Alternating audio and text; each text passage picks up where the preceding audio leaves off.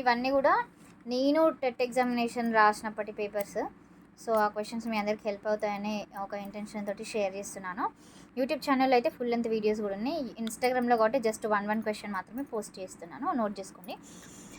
As per the section 29(2) of RTE Act 2009, one of the following need not be considered by the academic authority while laying down the curriculum and evaluation procedure.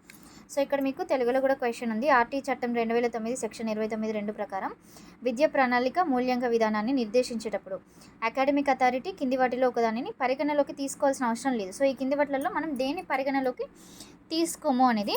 So comprehensive and continuous evaluation అనేది కంపల్సరీగా తీసుకుంటాము. Next building up child's knowledge potential and talent కూడా consider చేస్తాము. All round development of the child also we will consider it. Now the thing which is not at all considered is medium of instruction shall as far as possible be in English from class 6th. అంటే English మీడియంలోనే class 6th నుంచి చెప్పాలి అనే ఒక నిబంధనను అయితే మనం consider చెయ్యం. So this is the correct answer.